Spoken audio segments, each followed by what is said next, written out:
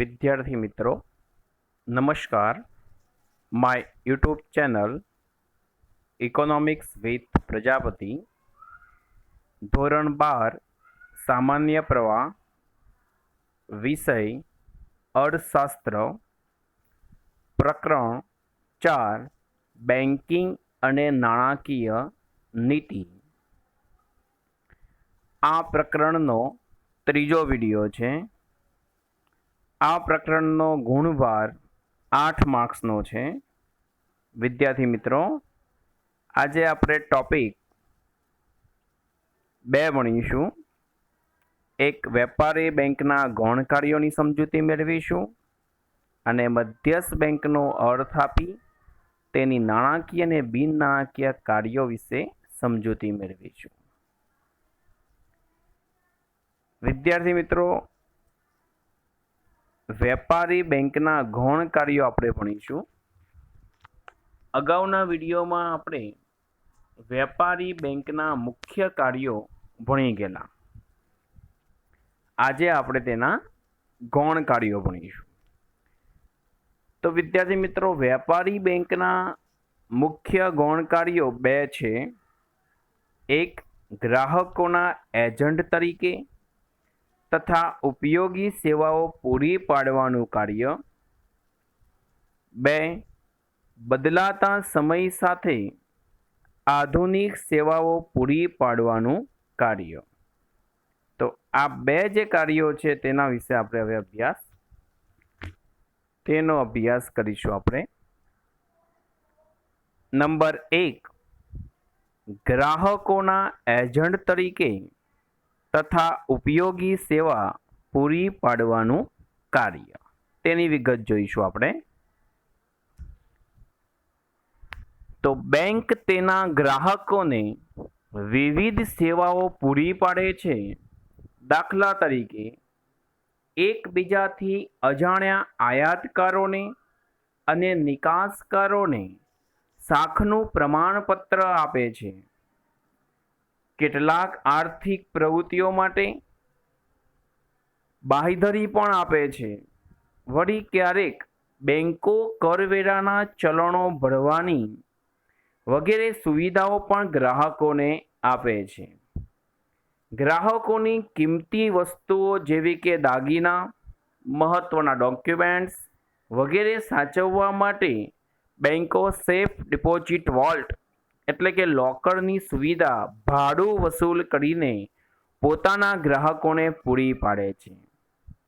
વિદ્યાર્થી મિત્રો, પહેલા તો શું બને છે? આપણા એજન્ટ બને છે. જો આયાત નિકાસનો આપણે વેપાર કરતા હોઈએ તો તેવા સમયમાં સામેવાળા દેશના વેપારીઓ આપણને વ્યક્તિગત ઓળખતા ન હોય, તો તેવા સમયમાં આપણા વતી બેંકો આપણા એજન્ટ બનશે અને શાકપત્ર આપશે કે તમે આ વેપારી સાથે વ્યવહાર કરો. જો એ ન ચૂકવે રૂપિયા તો તે અમે ચૂકવી દઈશું. ત્યાં સુધીની બાંયધરી પણ આપે છે. બીજો પેરેગ્રાફ, ખૂબ નાના કદની આર્થિક પ્રવૃત્તિઓ માટે અમુક વર્ગને ખૂબ નાના ધિરાણ પૂરું પાડે છે. ધંધામાં કે વ્યક્તિગત સોદાઓમાં ચૂકવણી બાબતે વિશ્વસનીયતા પૂરી પાડવા માટે બેંક ડ્રાફ્ટ અથવા પે ઓર્ડરની સુવિધા પણ પૂરી પાડે છે. શું કહે છે વિદ્યાર્થી મિત્રો? ખૂબ નાના કદની આર્થિક પ્રવૃત્તિઓ માટે અમુક વર્ગને ખૂબ નાના ધિરાણ પૂરા પાડે છે. ધંધામાં કે વ્યક્તિગત સોદાઓમાં ચૂકવણી બાબતે વિશ્વસનીયતા પૂરી પાડવા માટે બેંક ડ્રાફ્ટ અને પે ઓર્ડર જેવી સુવિધાઓ પણ પૂરી પાડે છે. તો આ થયું ગૌણ કાર્ય 1, ગ્રાહકોના એજન્ટ તરીકે તથા ઉપયોગી સેવા પૂરી પાડવાનું કાર્ય. બીજું જોઈશું આપણે, બદલાતા સમય સાથે આધુનિક સેવાઓ પૂરી પાડવાનું કાર્ય. સમય બદલાય છે તેમ બેંકોની સેવાઓ પણ બદલાતી હોય છે. બેંકોનો ખ્યાલ અને કાર્ય પદ્ધતિ સમય સાથે સતત બદલાતા રહે છે. બેન્કિંગ કાર્યોમાં સતત નવીનીકરણ થતું રહે છે. આજના સમયમાં ચલણ કે ચેક વાપર્યા વગર એક બેંકના ખાતામાંથી કોઈ અન્ય બેંકના ગ્રાહકના ખાતામાં મિનિટોમાં નાણાંની ઇલેક્ટ્રોનિક ટ્રાન્સફર માટે NEFT એટલે કે નેશનલ ઇલેક્ટ્રોનિક ફંડ ટ્રાન્સફર અને RTGS એટલે કે રિયલ ટાઈમ ગ્રોસ સેટલમેન્ટ જેવી સુવિધાઓ ઉપલબ્ધ કરાઈ છે. અત્યારે વિદ્યાર્થી મિત્રો આપણે કોઈ પણ ખાતામાં ચેક નાખતા હોઈએ તો આપણે જાણીએ છીએ કે સેમ ડે એ જ દિવસમાં આજે ચેક ક્લિયર થઈ જાય છે. તમે એપ્લિકેશન દ્વારા રૂપિયા ટ્રાન્સફર તાત્કાલિક કરી શકો છો. તો NEFT અને RTGS જેવી સુવિધાઓ આવવાને કારણે શક્ય બન્યું છે. અને આ સુવિધાઓ કોને કારણે આવી? તો CORE એટલે કે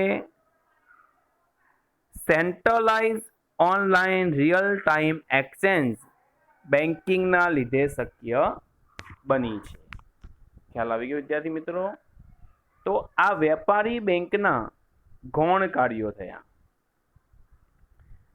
બીજું પણ આની સાથે જ ગૌણ કાર્ય છે બદલાતા સમય સાથે આધુનિક સેવાઓ પૂરી પાડવાનું, કે ઇન્ટરનેટ બેન્કિંગ તથા મોબાઈલ ફોનના બેન્કિંગ એપ દ્વારા ગ્રાહક પોતાના ખાતાની બધી વિગતો કમ્પ્યુટર અથવા મોબાઈલ ફોન પર મેળવી શકે છે.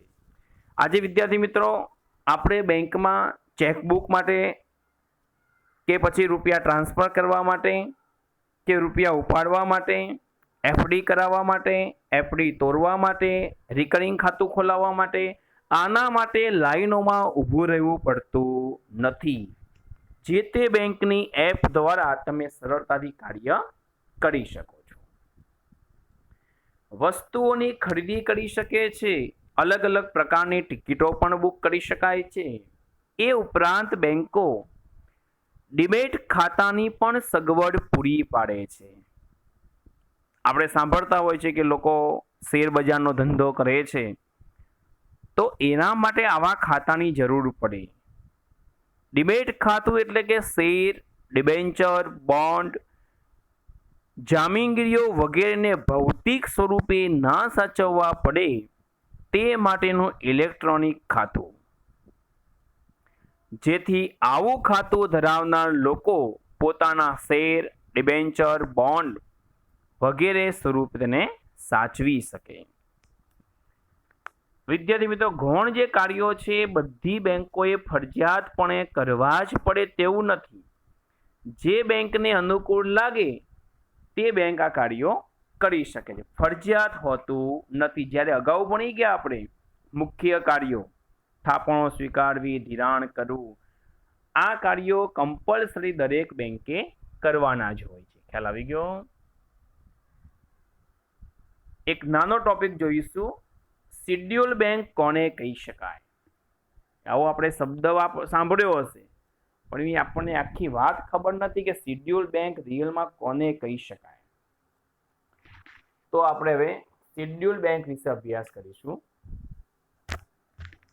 બેન્કિંગના કાર્યો કરતી જે સંસ્થાઓ રિઝર્વ બેંક ઓફ ઇન્ડિયાના એટલે કે RBI, બેન્કિંગના કાર્યો કરતી જે સંસ્થાઓ રિઝર્વ બેંક ઓફ ઇન્ડિયાના 1934ના ધારાની બીજી અનુસૂચિમાં પ્રવેશ પામી હોય તેને શિડ્યુલ બેંક કહેવાય છે. આ તમારે યાદ રાખવાનું છે. બેન્કિંગના કાર્યો કરતી જે સંસ્થાઓ રિઝર્વ બેંક ઓફ ઇન્ડિયાના 1934ના ધારાની બીજી અનુસૂચિમાં પ્રવેશ પામી હોય તેને શું કહીશું આપણે? શિડ્યુલ બેંકો. આવી બેંકને રિઝર્વ બેંકના બધા જ નીતિ નિયમો અને ધારાધોરણો લાગુ પડે છે. જેટલી પણ શિડ્યુલ બેંકો હોય એ બધાને RBIના નીતિ નિયમો કે કાયદા કાનૂન લાગુ પડે છે. તેનું વર્ગીકરણ જોઈ લઈએ આપણે. શિડ્યુલ બેંકોનું વર્ગીકરણ માત્ર જાણકારી પૂરતું છે. શેડ્યુલ બેંકો બે પ્રકારની જોવા મળે, વેપારી બેંકો અને સહકારી બેંકો. વેપારી બેંકો ચાર પ્રકારની હોય છે, જાહેર ક્ષેત્રની, ખાનગી ક્ષેત્રની અને ભારતમાં કામ કરતી વિદેશી બેંકો, તે ઉપરાંત પ્રાદેશિક ગ્રામીણ બેંકો. આમ શેડ્યુલ બેંકનું વર્ગીકરણ કરવામાં આવેલું છે. આ જે શેડ્યુલ બેંકો હોય તે કાયદા કાનૂન કોના લાગતા હોય? સંપૂર્ણપણે આરબીઆઈના. ઓકે, તો હવે આપણો મેઇન સવાલ ઉપર આપણે જઈશું કે મધ્યસ્થ બેંકનો અર્થ આપી તેના કાર્યો વિશેની સમજૂતી મેળવીશું. હવે તો મધ્યસ્થ બેંકની વ્યાખ્યા જોઈશું આપણે. એ પહેલા કેવા કામ કરે છે તેના આધારે તેની વ્યાખ્યા આપણને આપેલી છે. પહેલાની માહિતી મેળવી લઈએ કે દુનિયાના દરેક દેશમાં એક મધ્યસ્થ બેંક હોય છે. વિદ્યાર્થી મિત્રો યાદ રાખજો, દરેક દેશમાં એક મધ્યસ્થ બેંક હોય. આપણા દેશની મધ્યસ્થ બેંકનું નામ શું છે? તો RBI, reserve bank of India. દરેક દેશમાં એક મધ્યસ્થ બેંક હોય છે જે શું કામ કરે? તો જે દેશની તમામ બેંકોની કામગીરીનું સંચાલન, મૂલ્યાંકન અને અંકુશની કામગીરી બજાવે છે. ખ્યાલ આવી ગયો? દરેક બેંકો ઉપર અંકુશ રાખવાનું કામ મધ્યસ્થ બેંક કરે છે. આપણા દેશની મધ્યસ્થ બેંક કઈ છે? તો RBI, reserve bank of India. આ ઉપરાંત મધ્યસ્થ બેંક ગ્રાહકોના તથા પ્રજાના હક અને હિતની જાળવણી કરવાની કામગીરી પણ બજાવે છે. પ્રજાને અન્યાય ન થાય, પ્રજાનું શોષણ ન થાય, પ્રજાના રૂપિયા ડૂબી ન જાય, તે માટેનું ધ્યાન મધ્યસ્થ બેંક રાખે છે. તો આપણા એક અર્થશાસ્ત્રી છે આરપી કેન્ટ, તેમના મતે મધ્યસ્થ બેંક એટલે શું? તો જોઈએ. આરપી કેન્ટના શબ્દોમાં મધ્યસ્થ બેંક એટલે એવી સંસ્થા કે જેને દેશના સામાન્ય હિત માટે અર્થતંત્રમાં નાણાંના જથ્થાના વિસ્તરણ અને સંકોચનની જવાબદારી સોંપવામાં આવી છે. અર્થતંત્રમાં નાણાંનો પુરવઠો વધી ન જાય કે માંગ કરતાં ઘટી ન જાય, સ્ટેબલ રહે, એ માટેનું કામ કોણે કરવાનું છે? તો આરબીઆઈ કરવાનું છે. જો માંગ કરતાં જથ્થો નાણાંનો વધી જાય તો ફુગાવો થઈ જાય. બરાબર? એટલે એવી પરિસ્થિતિઓ ન નિર્માણ થાય એનું કામ કોણ કરે છે? આરબીઆઈ એટલે કે મધ્યસ્થ બેંકો. આરપી કેન્ટના મત મુજબ એવી સંસ્થા કે જેને દેશના સામાન્ય હિત માટે અર્થતંત્રમાં નાણાંના જથ્થાના વિસ્તરણ અને સંકોચનની જવાબદારી સોંપવામાં આવી હોય. બીજા અર્થમાં જોઈએ કે મધ્યસ્થ બેંક એટલે દેશની સર્વોચ્ચ બેંક જેનું મુખ્ય કાર્ય નાણાં બજાર અને બેન્કિંગ ક્ષેત્રને મદદ કરવાનું, તેનું નિયંત્રણ કરવાનું અને તેને પ્રોત્સાહન આપવાનું છે તથા દેશના આર્થિક હિત માટે નાણાકીય સ્થિરતા જાળવવાનું છે. આ બધા કાર્યો કોણ કરે છે? જે તે દેશની જે તે મધ્યસ્થ બેંક. આપણા દેશની મધ્યસ્થ બેંકનું નામ શું છે? RBI, reserve bank of India. આ બેંક ક્યારે સ્થપાઈ તેની વિગત જોઈ લઈએ. તો વિદ્યાર્થી મિત્રો, આરબીઆઈની સ્થાપના 1 એપ્રિલ 1935માં થઈ હતી. મોસ્ટ એમપી સવાલ છે. આરબીઆઈની સ્થાપના 1 એપ્રિલ 1935માં થઈ હતી. 5 કરોડના ખાનગી મૂડીરોકાણથી આરબીઆઈ સ્થપાઈ હતી. જ્યારે આ બેંક સ્થપાઈ આરબીઆઈ ત્યારે ખાનગી બેંક હતી વિદ્યાર્થી મિત્રો. પછી સરકારે પોતાના હસ્તક કરી અને અત્યારે આ ગવર્મેન્ટ બેંક છે ને આપણી મધ્યસ્થ બેંક છે. આરબીઆઈની સ્થાપના ક્યારે થઈ? 1 એપ્રિલ 1935માં થઈ હતી. 5 કરોડના ખાનગી મૂડીરોકાણથી આરબીઆઈ સ્થપાઈ હતી. વિદ્યાર્થી મિત્રો, આરબીઆઈ નું રાષ્ટ્રીયકરણ કરવામાં આવ્યું. પ્રશ્ન ઉદ્ભવે સાહેબ, રાષ્ટ્રીયકરણ એટલે શું? તો કોઈ પણ ખાનગી ક્ષેત્રને સરકાર પોતાના હસ્તક લઈ લે તેને શું કહેવાય? રાષ્ટ્રીયકરણ. કોઈ પણ સંસ્થા, ધંધો કે કંપની કે બેંકો ખાનગી હોય પછી સરકાર પોતાના હસ્તક લઈ લે એટલે કે સરકારી બનાવી દે તો તેને શું કહેવાય? રાષ્ટ્રીયકરણ. તો જ્યારે આ બેંક સ્થપાઈ 1935માં ત્યારે ખાનગી હતી તો રાષ્ટ્રીયકરણ ક્યારે કર્યું? સરકારે પોતાના હસ્તક ક્યારે લીધી? તો આરબીઆઈ નું રાષ્ટ્રીયકરણ 1 જાન્યુઆરી 1949માં કરવામાં આવ્યું. મોસ્ટ એન્ડ મોસ્ટ આઈએમપી બંને સવાલ છે. એની સ્થાપના ક્યારે થઈ અને તેનું રાષ્ટ્રીયકરણ ક્યારે થયું? વારંવાર પૂછાતા સવાલ છે વિદ્યાર્થી મિત્રો. તો આ થયો આરબીઆઈ નો અર્થ ભણી ગયા. હવે રિઝર્વ બેંક ઓફ ઇન્ડિયાના એટલે કે આરબીઆઈના કાર્યો સમજીશું. તો રિઝર્વ બેંક ઓફ ઇન્ડિયાના મુખ્ય 2 કાર્યો છે વિદ્યાર્થી મિત્રો. એક આરબીઆઈના નાણાકીય કાર્યો અને 2 આરબીઆઈના બિન નાણાકીય કાર્યો. તો તેમાંથી પહેલા ભણીશું આપણે આરબીઆઈના નાણાકીય કાર્યો. તો વિદ્યાર્થી મિત્રો, આરબીઆઈના નાણાકીય મુખ્ય 5 કાર્યો છે. તો જોઈએ પહેલું કાર્ય ચલણ બહાર પાડવાનું કાર્ય, સરકારની બેંક તરીકેનું કાર્ય, બેંકોની બેંક અને બેંકોના અંતિમ સહાયક તરીકેનું કાર્ય, શાખ નિયમનની કામગીરી અને 5 વિદેશી હુંડિયામણની જાળવણીનું કાર્ય. બરાબર યાદ રાખજો 5 કાર્યો. ચલણ બહાર પાડવાનું કાર્ય, સરકારની બેંક તરીકેનું કાર્ય, બેંકોની બેંક અને બેંકોના અંતિમ સહાયક તરીકેનું કાર્ય, શાખ નિયમનની કામગીરી અને 5 વિદેશી હુંડિયામણની જાળવણીનું કાર્ય. તો હવે વિદ્યાર્થી મિત્રો, આપણે આ દરેકે દરેક કાર્યોની સમજૂતી મેળવીશું. તો દરેક કાર્યોની સમજૂતી નીચે મુજબ છે.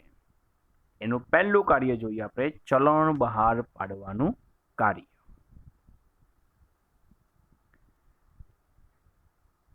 ₹2 અને 2 થી વધુ રકમની નોટો છાપવાની અને બજારમાં મૂકવાની ફરજ કોની છે? આરબીઆઈ બજાવે છે. આપણે ચલણી રૂપિયા વાપરીએ છીએ એમાં 2 રૂપિયાથી લઈને આપણા દેશમાં 2000ની જે ચલણી નોટો છે એટલે 2 થી 2000ની તમામ ચલણી નોટો કોણ છાપે છે? તો RBI, reserve bank of India. જ્યારે ચલણી સિક્કાઓ જે તમે રૂપિયા વાપરો છો તે સિક્કાઓ, તો એમાં 1 રૂપિયા ચલણી સિક્કાઓ તમામ અને 1 રૂપિયાની કાગદી ચલણી નોટ ભારત સરકારના નાણાં ખાતા દ્વારા બહાર પાડવામાં આવે છે. જે આપણે 1 રૂપિયાની ચલણી નોટ આવે છે ને તે અને તમામ પ્રકારના ચલણી સિક્કા કોણ બહાર પાડે છે? તો ભારત સરકારનું નાણાં ખાતું બહાર પાડે છે. 2 થી લઈને 2000 નોટો કોણ છાપે? તો આરબીઆઈ. અને તમામ સિક્કાઓ અને 1 રૂપિયાની નોટ કોણ છાપે છે? તો ભારત સરકારનું નાણાં ખાતું છાપે છે. પરંતુ સરકારના એજન્ટ તરીકે આરબીઆઈ તેમની વહેંચણી કરવાની જવાબદારી નિભાવે છે. જે રૂપિયા છપાઈ ગયેલા હોય તેની વહેંચણી કેવી રીતે કરવી તે કાર્ય પાછું કોણ કરે? તો આરબીઆઈ કરે છે. બીજું નાણાકીય કાર્ય, સરકારની બેંક તરીકેનું કાર્ય. આરબીઆઈ કોની બેંક છે? સરકારની બેંક છે એમ કહી શકીએ. સરકાર વતી કાર્યો કરે છે. આરબીઆઈ કેન્દ્ર સરકાર તથા રાજ્ય સરકારોની બેંક છે. તેમના નાણાકીય એજન્ટ તથા નાણાકીય સલાહકાર તરીકેની ફરજ બજાવે છે. એજન્ટ તરીકે સરકારના બોન્ડ, સરકારના ખાતાઓ, ચલણી સિક્કાઓ, 1 રૂપિયાની નોટ વગેરેનો વહીવટ કરે છે તથા સરકારને ધિરાણ પણ આપે છે. રાજ્ય સરકાર કે ભારત સરકારને રૂપિયાની જરૂર પડી હોય તો આરબીઆઈ તેમને ધિરાણ પણ આપે છે. નંબર 3, બેંકોની બેંક અને બેંકોના અંતિમ સહાયક તરીકેનું કાર્ય. ક્યારેક આપણે એવું સાંભળીએ છીએ મિત્રો કે આ બેંક ઉઠી ગઈ, એવો શબ્દ વાપરીએ. બેંક ઉઠી ગઈ એટલે કે બંધ થઈ ગઈ, બેંક નુકસાન કરે છે. ત્યારે શું થાય? પ્રજાને એ બેંક પરથી વિશ્વાસ ઉઠી જાય છે. તો એ મિત્રો ઘણી બધી બેંકો છે નુકસાન કરતી હોય અને આપણને ખબર જ નથી. કેમ નથી ખબર પડતી? કારણ કે એની પાછળ કોણ હોય? આરબીઆઈ. તો આરબીઆઈ શું છે? બેંકોની બેંક અને બેંકોના અંતિમ સહાયક તરીકેનું કાર્ય કરે છે. જો વિગત, આરબીઆઈ ભારતની બધી જ શેડ્યુલ બેંકોની બેંક તથા નિયમનકાર છે. તે બેંકોની રોકડ અનામતનું સંચાલન કરે છે, વેપારી બેંકોની ધિરાણ અંગેની નીતિની દિશા નક્કી કરે છે અને વ્યાજના દર પણ આદેશિત કરે છે. કોઈપણ શેડ્યુલ બેંકની નાણાકીય કટોકટીના સમયે તે અંતિમ સહાયક તરીકેની જવાબદારી નિભાવે છે. કોઈ બેંક ફડચામાં હોય, નુકસાન કરતી હોય, પ્રજાનો વિશ્વાસ ગુમાવી બેસે તેવી પરિસ્થિતિ હોય અને જો બેંક શેડ્યુલ બેંક હોય તો તેને આરબીઆઈ મદદ કરે છે અને તેને નાણાકીય કટોકટી સમયે મદદરૂપ બને છે. તો આરબીઆઈના કાર્યો 3 જોઈ ગયા આપણે. ચલણ બહાર પાડવાનું કાર્ય, સરકારની બેંક તરીકેનું કાર્ય, બેંકોની બેંક અને બેંકોના અંતિમ સહાયક તરીકેનું કાર્ય. ચોથું કાર્ય જોઈશું આપણે, શાખ નિયમનની કામગીરી. શાખ નિયમન એટલે ધિરાણની વાત છે. ધિરાણ અમુક હદથી વધી જાય એટલે બજારમાં રૂપિયો વધી જાય એટલે ફુગાવો સર્જાય, તેવું ન બને એટલે આરબીઆઈ શું કરે છે? શાખ નિયમનની કામગીરી બજાવે છે. નાણાકીય નીતિના વિવિધ સાધનોની મદદ વડે આરબીઆઈ વેપારી બેંકોની શાખ સર્જનની પ્રવૃત્તિ તથા નાણાંના પુરવઠાનું નિયમન કરે છે. નાણાકીય નીતિ દ્વારા. આખો ટોપિક આપણે હવે ભણીશું, પાછળ આવશે જ. તો આ કામગીરી કોણ કરે છે? આરબીઆઈ. 5મું કાર્ય, વિદેશી હુંડિયામણની જાળવણીનું કાર્ય. આપણા દેશના ઘણા બધા વેપારીઓ આયાત નિકાસનો વેપાર કરતા હોય છે. આપણી સરકાર પણ ઘણી બધી વસ્તુઓની નિકાસ કરે છે, સામે આયાત પણ કરે છે. તો જે વિદેશી હુંડિયામણ કમાઈએ છીએ, ચૂકવવાનું હોય, તે સરકાર વતી આરબીઆઈ કામ કરે છે. બરાબર? તો તેની વિગત જુઓ. જ્યારે હુંડિયામણનો દર એટલે શું વિદ્યાર્થી મિત્રો? તો $1 બરાબર 71 રૂપિયા. આ શું કહેવાય? હુંડિયામણ દર કહેવાય. મારે $1ની વસ્તુ અમેરિકાથી ખરીદવી હોય તો મારે 72 રૂપિયા ચૂકવવા પડે. બરાબર? કારણ કે $1 બરાબર 72 રૂપિયા શું છે? હુંડિયામણ દર છે. જ્યારે હુંડિયામણનો દર કાયદાકીય રીતે સ્થિર રાખવામાં આવે ત્યારે આરબીઆઈ હુંડિયામણનો દર નક્કી કરે છે. જ્યારે વિદેશી હુંડિયામણનો દર બજારમાં તેની માંગ અને પુરવઠાના આધારે નક્કી થતો હોય ત્યારે આરબીઆઈ બજારમાં વિદેશી હુંડિયામણની ખરીદી કે વેચાણ કરીને વિદેશી હુંડિયામણની સરખામણીમાં ભારતના રૂપિયાનું મૂલ્ય જાળવે છે. અત્યારે હાલમાં આ રીતે જ વિદેશી હુંડિયામણ દર નક્કી થાય છે. તેની માંગ કેટલી છે ને તેનો પુરવઠો કેટલો છે, અને એમાં જે રૂપિયાનું મૂલ્ય ટકાવી રાખવાનું, જાળવી રાખવાનું કામ સતત આરબીઆઈ કરે છે. આમ આરબીઆઈ ભારતના ચલણનું મૂલ્ય અન્ય દેશોના ચલણની સામે જાળવવાની કામગીરી બજાવે છે. પોતાના દેશનું જે ચલણ છે આપણું અને બીજા દેશોમાં ટકી શકે એ માટેની સતત કામગીરી આરબીઆઈ કરતી હોય છે. અત્યારે હાલમાં વિદ્યાર્થી મિત્રો આપણા આરબીઆઈના ગવર્નર કોણ છે? જે આખા આરબીઆઈનો વહીવટ કરે છે મેન, તો આરબીઆઈના ગવર્નર કોણ છે? શશિકાંત દાસ. યાદ રાખજો, કોણ છે? શશિકાંત દાસ. એ આપણી આરબીઆઈના ગવર્નર છે. આરબીઆઈ ભારતના વિદેશી હુંડિયામણના જથ્થાની સાચવણી કરે છે તેમજ ભારતમાં આવતી વિદેશી મૂડી કે ભારતની બહાર જતી વિદેશી મૂડી પર ધ્યાન રાખે છે કે જેને કારણે કેવા કાર્યો થઈ રહ્યા છે,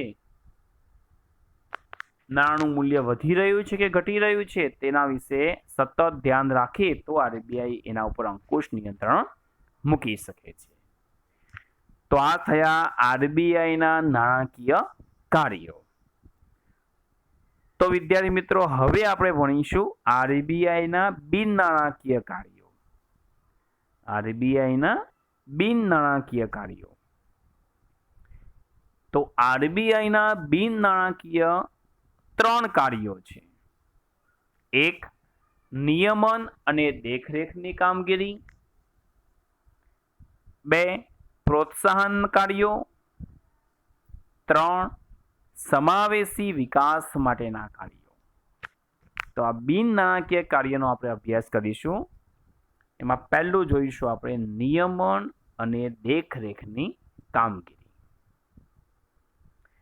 નિયમન અને દેખરેખ કોની પર રાખવાનું છે? તો આરબીઆઈએ અન્ય બેંકો પર, જેટલી બેંકો અત્યારે ચાલે છે દેશમાં, બધી બેંકો પર દેખરેખ રાખવાનું કામ કોણ કરે છે? તો આરબીઆઈ કરે છે.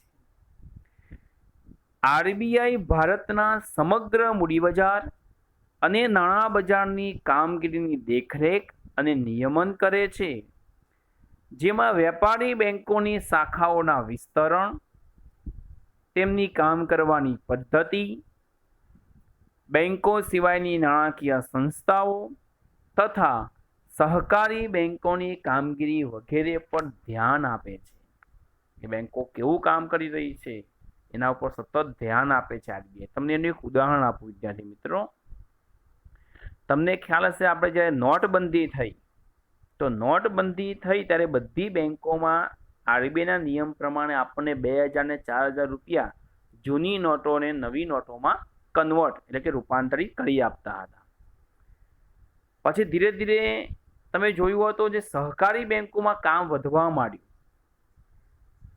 તો પછી આરબીઆઈને એવું લાગ્યું કે સહકારી બેંકો ખોટું કામ કરી રહી છે. એમના જે માણસો છે તેમને મોટા મોટા રૂપિયા એમને નવી નોટોમાં રૂપાંતરિત કરી આપે છે. તો તમને ખ્યાલ હશે કે 15 કે 20 દિવસના અંતે આરબીઆઈએ સહકારી બેંકોને રૂપિયા કન્વર્ટ એટલે કે રૂપાંતરિત કરવાની ના પાડી દીધેલી હતી. આ એક ઉદાહરણ છે કે આપણને ખબર પડે કે નહીં, ખરેખર દેખરેખ રાખે છે બેંક. બરાબર. બીજું કાર્ય પ્રોત્સાહન કાર્યો. આ કોને પ્રોત્સાહન આપવાની વાત છે? તો બેંકોને. જે બેંકો ચાલી રહી છે એ બેંકોની શાખાઓ વધે, દૂરના ગામડાઓ સુધી બેંકો વિસ્તરણ પામે, એટલા માટે પ્રોત્સાહનને આપવાની વાત છે. પ્રોત્સાહન કાર્યો. આપણા દેશમાં આજે પણ અનેક લોકોએ બેંકના ખાતા ખોલાવ્યા નથી. આપણે જાણીએ છીએ ઘણા બધા એવા છે રોજનું કમાઈને રોજનું ખાતા હોય છે, અથવા નાની મોટી બચત હોય તો ઘરમાં જ મૂકી રાખે છે, એમના ખાતા ખોલાવ્યા નથી. ઘણા લોકો તેમની ધિરાણ માટેની જરૂરિયાતો માટે અસંગઠિત નાણાં બજાર પર આધારિત છે. કેટલાક લોકો એવા હોય કે રૂપિયાની જરૂર પડે, ધિરાણ કે લોન લેવી હોય તો બેંકમાં નથી જતા. એ લોકો શું કરશે? જે અસંગઠિત નાણાં બજાર છે એટલે કે જે શાહુકારો છે, વેપારીઓ છે, ચાંદી કે સોના દાગીના ઉપર રૂપિયા ધીરનારા છે, એમની પાસે રૂપિયા લેવા જાય છે. અસંગઠિત નાણાં બજાર પર આધારિત છે. ધંધાની ચૂકવણીઓ ચેકના બદલે કેશ દ્વારા કરે છે, જેથી વિનિમયની ખરી નોંધ થઈ શકતી નથી અને તેથી નાણાંનું મૂલ્ય તેમજ રાષ્ટ્રીય આવક સાચા પ્રમાણમાં જાણવાની મુશ્કેલીઓ ઊભી થાય છે. આથી આરબીઆઈએ શું કર્યું હવે? તો આરબીઆઈ લોકોમાં આ અંગેની જાગૃતતા લાવવા માટે પ્રયત્નો કરે છે. હમણાં વચ્ચે સરકારે તમને કરેલું, તમને ખ્યાલ હશે, જનધન યોજના. તો જનધન યોજના હેઠળ લાખો કરોડો લોકોને નવા એકાઉન્ટ ખાતા ખોલાવેલા, ઝીરો બેલેન્સ, કે લોકો બેન્કિંગ સાથે સંકળાય માટે. તો આરબીઆઈ લોકોમાં આ અંગેની જાગૃતતા લાવવા માટે પ્રયત્નો કરે છે.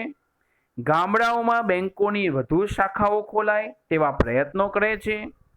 વધુ લોકો સંગઠિત નાણાં બજારમાં, સંગઠિત એટલે તમામ પ્રકારની બેંકો નાણાં બજારની વાત છે, સંગઠિત નાણાં બજારમાં આવે તે માટે પણ તે માટે સતત પ્રયાસો કરે છે અને લોકોના હિત માટે સહકારી બેંકોને પણ પ્રોત્સાહન આપે છે કે સહકારી બેંકોની શાખાઓ વધે અને એ લોકો પણ સારી કામગીરી કરી શકે. તો આરબીઆઈના બિન નાણાકીય કાર્યો કુલ કેટલા છે? 3. એમાં 2નો અભ્યાસ કર્યો, નિયમન અને દેખરેખની કામગીરી, પ્રોત્સાહન કાર્યો, અને હવે છેલ્લું કાર્ય જોઈશું, સમાવેશી વિકાસ માટેના કાર્યો. સમાવેશી વિકાસના કાર્યોમાં મોટાભાગે ધિરાણની વાત કરી છે. નાના મોટા ઉદ્યોગોને ધિરાણની જરૂર પડે. અત્યારે પ્રધાનમંત્રી જનધન યોજના તેનું સંચાલન કરે છે આરબીઆઈ, તેની બધી વિગતો છે. ભારતમાં આર્થિક ભિન્નતા તથા ગ્રામીણ શહેરી ભિન્નતા વધુ હોવાના કારણે જ્યારે નાણાકીય અથવા તો આર્થિક પરિવર્તનો આવે ત્યારે દરેક વર્ગના લોકો અને એકમોને આવા પરિવર્તનોનો લાભ મળવો જરૂરી છે. ગ્રામીણ અને શહેરી ભિન્નતા વધુ હોવાને કારણે આપણે જોઈએ છીએ બહુ મોટી ભિન્નતા છે ગામડા અને શહેરોમાં. જ્યારે નાણાકીય અથવા તો આર્થિક પરિવર્તનો આવે ત્યારે દરેક વર્ગના લોકો અને એકમોને આવા પરિવર્તનોનો લાભ મળવો જરૂરી છે. આરબીઆઈ આ માટે બેન્કિંગ ક્ષેત્રે સતત પ્રયાસો કરતી રહી છે. ધિરાણ માટેની અગ્રિમતા ધરાવતા ક્ષેત્રો જેવા કે ખેતી, નાના કદના ઉદ્યોગો, સ્વરોજગારો તેમજ પરંપરાગત ગૃહ ઉદ્યોગો વગેરે માટે ખાસ ધિરાણ વ્યવસ્થા ઊભી કરે છે, જેને કારણે આ લોકો ધિરાણ લઈને પોતાના ધંધા ઉદ્યોગોને આગળ વધારી શકે એ માટે સતત પ્રયત્ન કરતી જોવા મળે છે. લોકોમાં બેન્કિંગ અને નાણાં વ્યવસ્થા વિશેની જાણકારી અને જાગૃતતા વધે તે માટેના પ્રચાર કરે છે. તમે જો ન્યૂઝમાં આવે છે, ઓનલાઈન તમે ફેસબુક કે પછી કોઈ તમે સાઇટ ઉપર સર્ચ કરતા હો ત્યાં પણ એસબીઆઈ છે, આરબીઆઈની કે પછી કોઈ અન્ય બેન્કોની જાહેરાતો ચાલુ હોય છે. પોસ્ટરો એસટી બસ ઉપર હોય છે. જનધન યોજનામાં એકાઉન્ટ ખોલાવો તે લોકોને જાગૃત કરવા માટે સતત પ્રયત્ન કરે છે.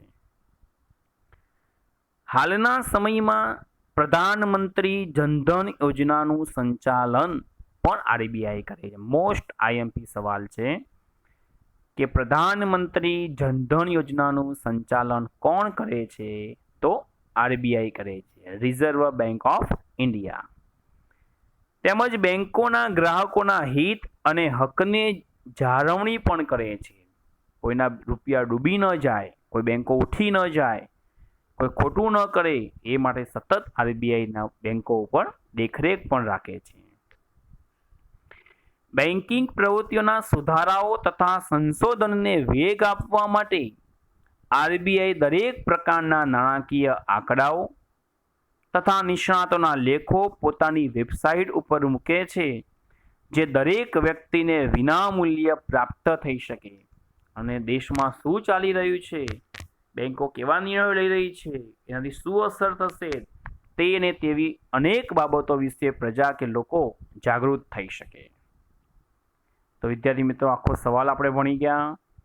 આરબીઆઈનો મધ્યસ્થ બેંકનો અર્થ આપી, મધ્યસ્થ બેંકના કાર્યો વિશે માહિતી આપો. તો બંને કાર્યો ભણી ગયા આપણે, નાણાકીય કાર્યો અને બિન નાણાકીય કાર્યો વ્યવસ્થિત રીતે આપણે અભ્યાસ કર્યો. ઘરે આ જ કાર્યો એકવાર સમજ્યા પછી વાંચી લેવાના અને નોટબુકમાં લખી લેવાના. વિદ્યાર્થી મિત્રો, મોસ્ટ આઈએમપી સવાલ છે. વિદ્યાર્થી મિત્રો, આભાર.